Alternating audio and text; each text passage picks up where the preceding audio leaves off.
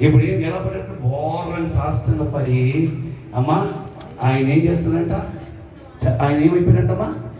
చచ్చిన వాని వలె. హల్లెలూయా. ఎలా ఉన్నాడమ్మా? చచ్చిన వాని వలె.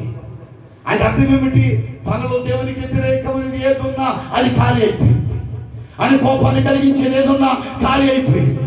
అది మత్తు రూపంలో ఉందా? ఓ పిల్లల గమని విలాసవంతమైన జీవితంలో రూపంలో ఉందా? లేకపోతే పొగర రూపంలో ఉందా? అది ఆం రూపంలో ఉందా? లేకపోతే పిల్లల గమనించండి పొగడ్తల రూపంలో ఉందా? లేకపోతే పిల్లల గమనించండి పాపము రూపంలో ఉందా?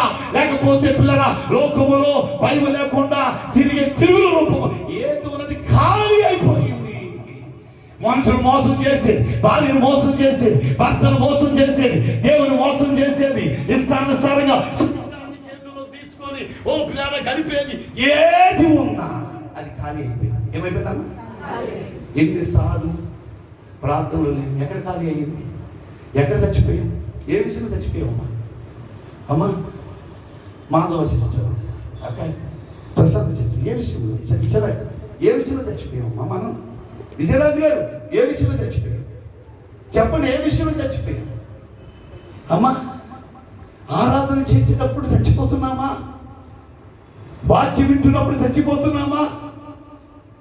వ్యక్తిగత ప్రార్థనలు చచ్చిపోతున్నామా? కుటుంబ ప్రార్థనలు చచ్చిపోతున్నామా?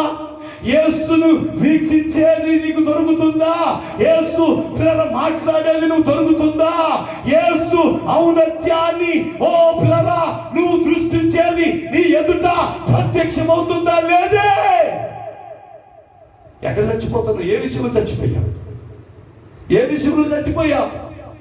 ఏ రోజైతే చచ్చిపోయావో, ఏ రోజైతే నీ ఆమె ఖాళీ అయిపోయిందో, నీ పొగరు ఖాళీ అయిపోయిందో, నీ స్వచ్ఛత ఖాళీ అయిపోయిందో, ఒక రోజు దేవుని ముందుకు వచ్చి ఆయన ముందు దోషిగా నిలబెట్టేది ఏది? పాపం రూపంలో ఉన్నదా?